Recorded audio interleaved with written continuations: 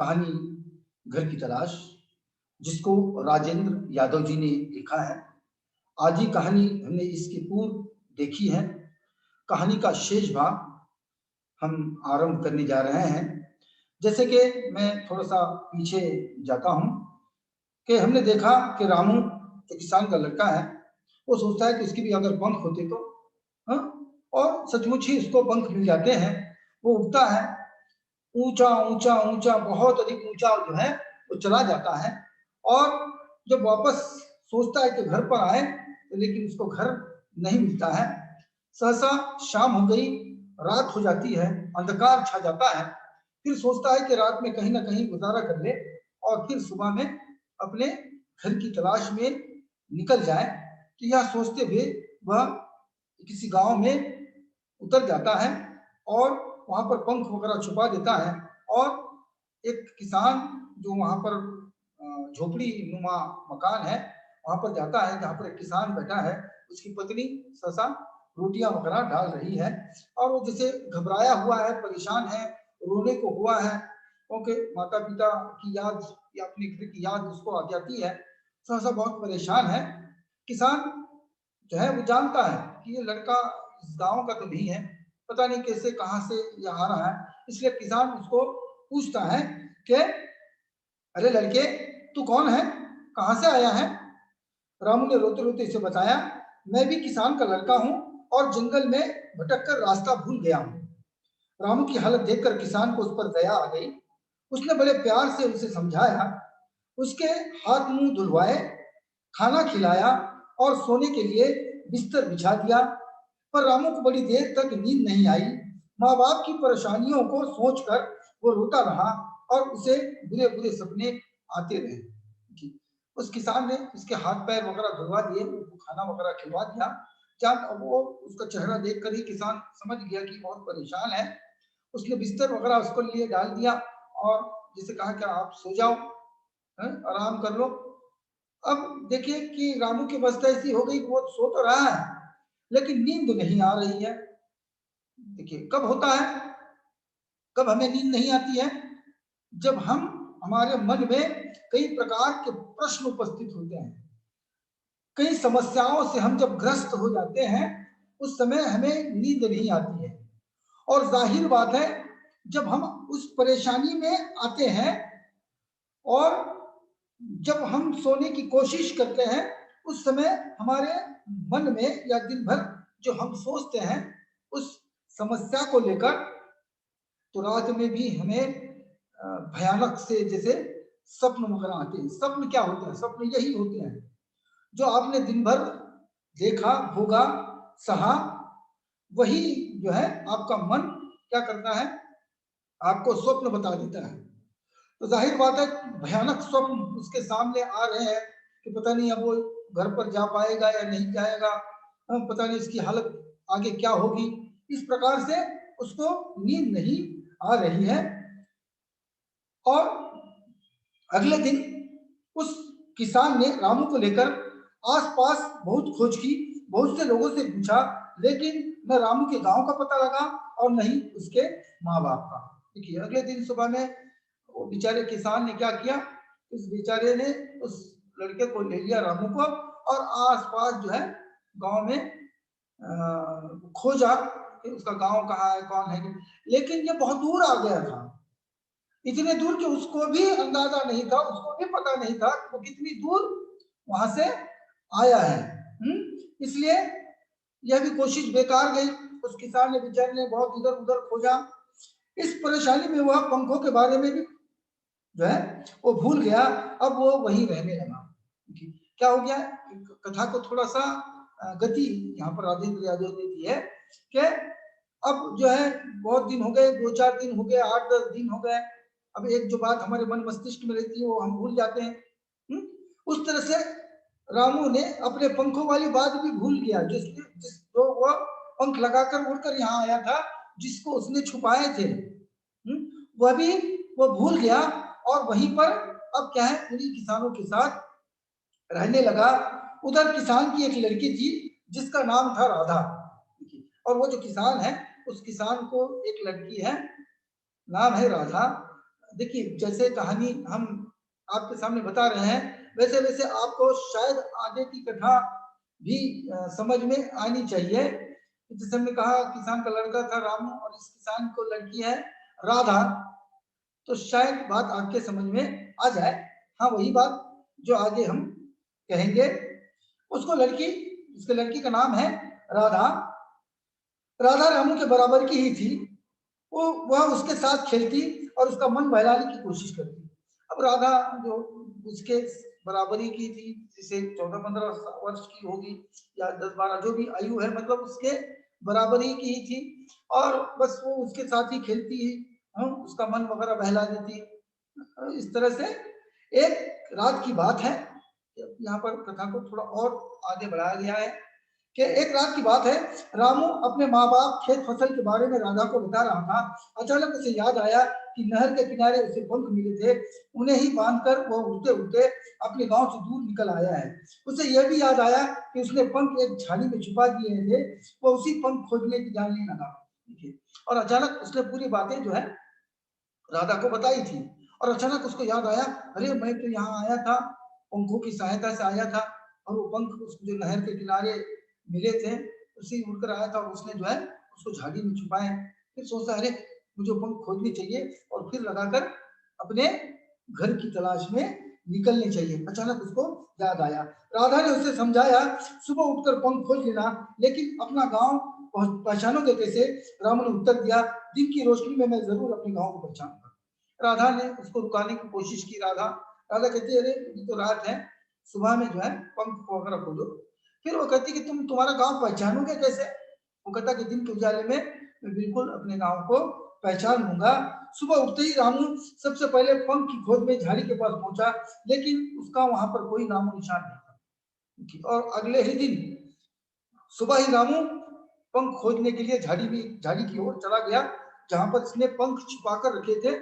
लेकिन देखता क्या है कि वहां पर पंख पंख तो क्या, नामो निशान भी नहीं है, वहां कुछ भी उसको मिलता नहीं है। उसने सारी झाड़ियां खोज डाली, लेकिन पंख उसको जो है वो नहीं मिले। अब रामू वहीं रहने लगा, राधा के साथ खेलता, खेतों में काम करता और पशु चराने जाता। धीरे धीरे वहां उसका मन लगने लगा। कभी कभी उसे अपने घर गांव और माँ बाप की याद आती तो बड़ा उदास हो जाता। अब देखिए क्या हो गया कि वो पंख वाली बात थी तो वो अभी अब क्या हो गई, इसके हाथ से चली गई। अब उसने थोड़ा सा जैसे जैसे दिन बीतते गए उस तरह से वो और भी बड़ा होता गया। अब वो वहीं रहने लगा, उसका मन भी अब वहीं लगने लगा। अब वो जो खेती खलिहान में जाता, पशुओं को वगैरह चराता। साथ में कभी कभार उसको अपने माँ बाप की याद भी आ जाती, तो वह जो है उदास होता, उसकी आंखों से आंसू झरने लगते। जाहिर बात है, चाहे जितना भी हो, चाहे कितना भी समय बीत जाए, लेकिन उसकी अपनी माँ है, उसके अपने पिता है, तो अचानक उसको जब याद आता तो उसकी आंखों से सहसा आंसू झरने लगते। 2 साल 4 साल, पता नहीं रामू कितने साल बीत गए या कितने सालों से वहां पर रह रहा है। जैसे मैंने आरंभ में कहा था, बीच में जैसे हमने मध्य में देखा कि पता नहीं कितने साल, अब ये हमको अंदाजा लगाना है। हो सकता है 10 साल, 12 साल, 15 साल, जो भी साल बीत गए हैं। अब वो बड़ा हो गया और किसान ने राधा की शादी उसके साथ कर दी। और जैसे जैसे वो बड़ा होते गया, दोनों भी बड़े हो गए, राधा भी और रामू भी। अब क्या हो गया, देखिए परिवर्तन ऐसे हो गया कि कई साल बीत गए। जैसे हमने कहा कि आज की जो समस्या है वो कल की नहीं रहती है। आज जो हमारे मन में परेशानियां हैं वह 5 साल 10 साल के बाद नहीं रहती, व्यक्ति उसको भूल जाता है।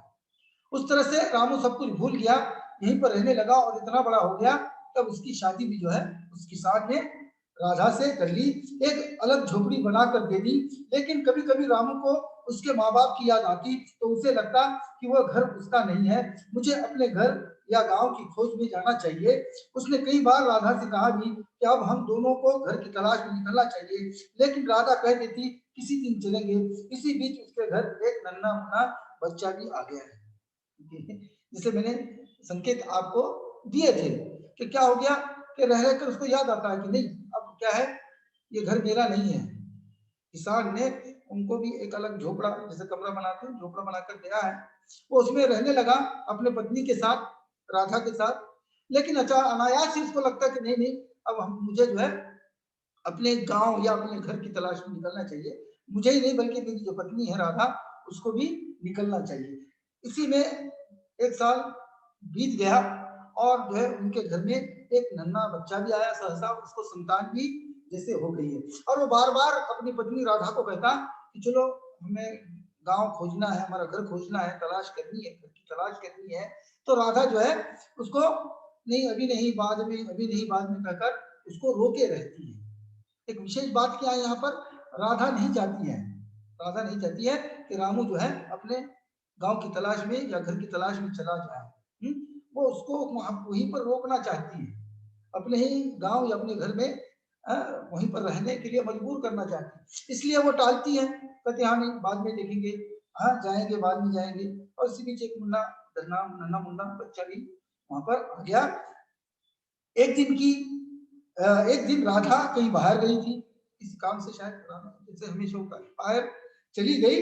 रामू किसी संदूक से सामान निकाल रहा था, तभी उसके कपड़ों के नीचे उसे पंख दिखाई दी। जो बड़ा संदूक ची होती है, पहले बहुत बड़े बड़े संदूक आते थे, तो जैसे पेटी जैसे होती है उस तरह से। तो किसी काम से रामू जो है उस पेटी को, संदूक को देख रहा था। उतने में देखता क्या है, एक दो कपड़े निकालता है तो नीचे जो है उसको पंख दिखाई देते हैं। कौन से पंख? वही पंख जिसको उसने झाड़ी में छुपाकर रखे थे। रामू उन्हें फौरन पहचान गया, अरे ये तो वही पंख है, लेकिन ये यहाँ कैसे आए? पंख झाड़ी में छिपाए हैं। यह बात उसने सिर्फ राधा को बताई थी। उसने चुपके से पंख निकाल लिए। देखिए, वो कहता है यार, उसको आश्चर्य होता है कि पंख यहाँ कहाँ से आए, मैंने तो झाड़ी में छिपाए थे। फिर वो कहता है मैंने ये बात केवल कौन जानती थी? राधा जानती थी। अब जाहिर बात है हमारे सामने ये बात तो स्पष्ट हो जाती है कि पंख किसने छिपाए थे। यहाँ राधा ने ही पंख छिपाए थे ताकि रामू जो है उसको छोड़कर चला ना जाए, इसलिए इसने जैसे छुपा कर रखे थे। लेकिन उसको बहुत बुरा लगता है। इतने दिनों से राधा ने भी नहीं बताया कि पंख उसने संदूक में छिपा रखे हैं, उसे बहुत बुरा लगा। ऐसी भोली और सीधी राधा उसे धोखा देती रही, उसे राधा पर गुस्सा आने लगा, क्योंकि उसको बहुत बुरा लगा। इतनी सादी राधा होकर राधा का जो उल्लेख मिलता है कृष्ण की राधा, तो राधा भोली भाली सीधी सादी स्त्री रही है। इसलिए कहावत भी है, मेरी राधा, राधा मतलब सीधी सादी सरल भोली, इस तरह से। लेकिन वो कहता कि मैं इसको भोली समझता था और उसने मुझसे ऐसे धोखा किया है। उसको बहुत गुस्सा आने लगा। पंखों ने रामू को घर की और माँ बाप की फिर से याद दिला दी। जैसे ही उसको पंख दिखे, उसके स्मृति में सामने जो है इसके माँ बाप का चेहरा वगैरह दिखने लगा, अपना गांव सहसा उसको दिखने लगा। उसने तय किया कि वो राधा को इस झूठ की सजा देने के लिए एक बार अपने घर की तलाश में जरूर जाएगा। तभी उसे अपने बच्चे और राधा का ज्ञान आया। उसने तय किया कि वह घर जाकर उसी दिन वापस आ जाएगा। उसने सोच दिया, तो उसी समय उसने निर्णय ले लिया कि वो राधा को जो है ये जो चीज उसने की है, उसने जो पंख छिपाए हैं वो, या उसने जो झूठ बोला है, तो इस करतूत की सजा उसको मैं बिल्कुल दे दूंगा और मैं आज ही अपने घर की तलाश में निकल जाऊंगा। फिर सोचता है कि छोटा सा नन्हा मुन्ना बच्चा है, इसकी संतान है। फिर वो सोचता है कि जाऊंगा और फिर उसी पर वापस आ जाऊंगा, और जैसे मैं राधा और अपने बेटे को भी अपने गांव बाद में लेकर जाऊंगा, लेकिन पहले मैं जाकर उसी दिन वापस आ जाऊंगा। अगले दिन वो पंख लेकर सुबह सुबह जंगल में चला गया, जैसे तय किया था। क्या? अपने घर की तलाश में वो निकल रहा है। राधा बच्चे के साथ सो रही थी। रामू ने पंख बांधे और चील की तरह ऊपर उठने लगा।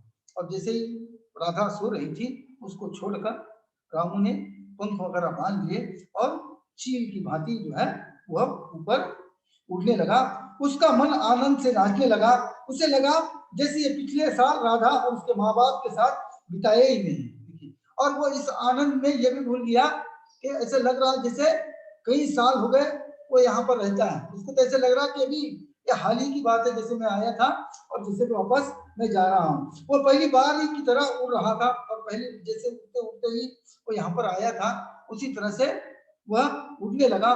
मन में विचार या आनंद भरा हुआ था और इसी प्रसन्नता में, इसी आनंद में, इसी हर्ष में वह और ऊंचा ऊंचा उड़ने लगा। उसने पेड़, नदी, नालों, पहाड़ों को देखकर पहचान लिया कि पहले की तरह जगह न भूल जाए। और उसने जैसे जैसे ऊपर जा रहा था वैसे वैसे वो थोड़ा सा याद रखने की कोशिश करता, हाँ यहाँ नहर है ना, यहाँ पर जो है पहाड़ है, यहाँ बड़े बड़े पेड़ है, ताकि फिर से रास्ता न भूले।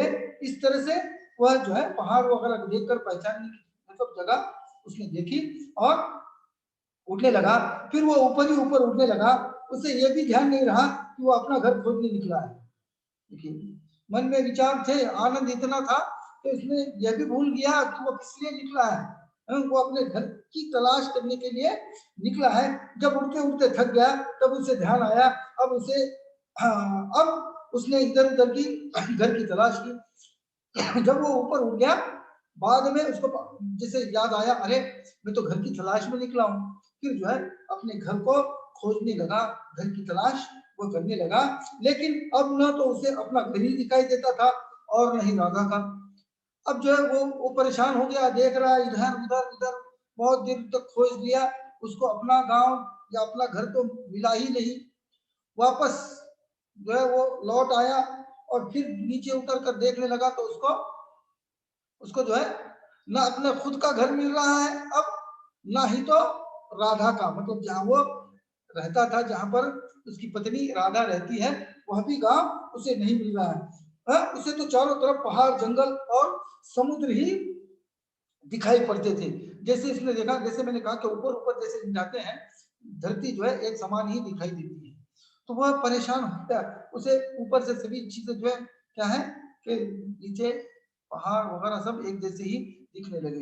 वो परेशान हो गया, वो भयभीत हो गया, न उसको अपने घर मिला है ना ही इधर मिला उसका अपना स्वयं जो दूसरा घर था या जहां पर वो रह रहा था, राधा का घर जिसको हम कहते हैं, वह भी उसे नहीं मिला। वह बहुत देर तक काफी ऊंचाई पर खेतों और जंगलों के ऊपर उड़ता रहा, पर दोनों में से कोई भी घर कहीं भी उसको दिखाई नहीं देता है। वो नीचे उड़कर बहुत दूर, बहुत उसने तलाश करने की कोशिश की, खोजने की कोशिश की, उसको जो है अब दोनों भी गांव या घर जो है वो नहीं मिलते हैं।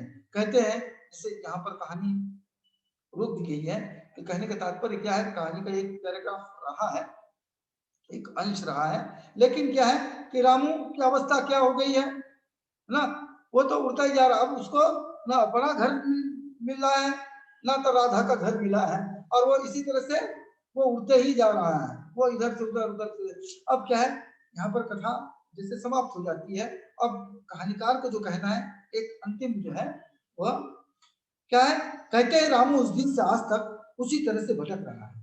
कहानी का जो अंत है वो इस तरह से यहाँ पर राजेंद्र यादव जी ने लिखा है कि कहते हैं कि रामू जो है आज भी वो इसी तरह से भटक रहा है। उसे जो कुछ मिलता है खा लेता है, कहीं खाकर सो जाता है, और वह सारे दिन और कभी कभी रातों में भी आसमान का चक्कर काटता रहता है। रामू को अपनी पिछली भूलों पर पश्चाताप भी है। पहली बार पंख पाकर वह घर लौटना भूल गया था और दूसरी बार भी उसने यही गलती दोहराई। कहते कि रामू अब भटक रहा है, जहां भी शाम होती वहां रुक जाता, वहीं पर जो भी मिलता है खा लेता, सो लेता है। क्योंकि उसने गलती क्या की, उसने गलती ये की कि भूल ये थी इसकी कि पंख लगाकर उड़ गया तो अपना घर वह भूल गया, और दूसरी बार भी जो है उसने वही गलती को दोहराया, बहुत अधिक ऊपर उठ गया है? मतलब अपने जो सैद्धांतिक मूल्य है, जीवन के जो मूल्य है, नैतिकता है, इसको वो रामू भूल गया। पर अब रामू समझदार हो गया है, उसे विश्वास है कि वह एक न एक दिन अपने घर जरूर पहुंच जाएगा। देखिए कहानीकार ने अंत में रामू के माध्यम से यह आशा की है कि अब रामू समझदार हो गया है, मतलब लोग आज जो भटक रहे हैं अपने घर से वो अब समझदार हो गए हैं, और उन्हें विश्वास है, उन्हें आशा है कि एक न एक दिन जो है रामू बिल्कुल घर पर पहुंच जाएगा। अब वह हर पल को भी पंखों को अपने से अलग नहीं करता। अब क्या है, अब रामू कभी भी अपने पंखों को अपने से अलग नहीं करता, पता नहीं कब इसकी जरूरत पड़ जाए या कोई इससे ये पंख छीन ले, क्योंकि अपने घर की तलाश में ये पंख ही महत्वपूर्ण है, जिस जो उसको अपने ठिकाने तक, अपने घर तक, अपने लक्ष्य तक जो है पहुंचाएंगे। हमेशा उन्हें अपने साथ रखता है, उसे विश्वास है कि पंख साथ रहेंगे तो एक न एक दिन घर जरूर तलाश लेगा। इस प्रकार से यह कहानी रही है राजेंद्र यादव की।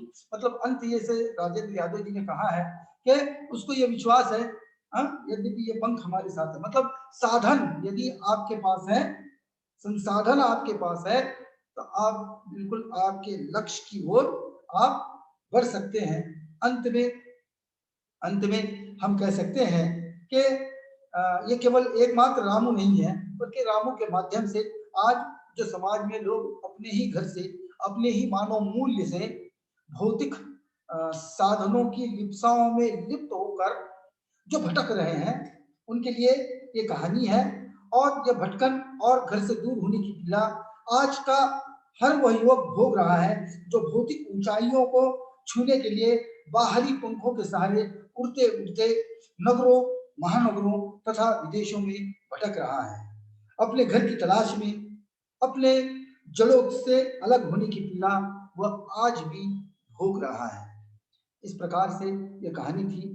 शायद आपको कहानी अच्छी तरह से समझ में आई होगी।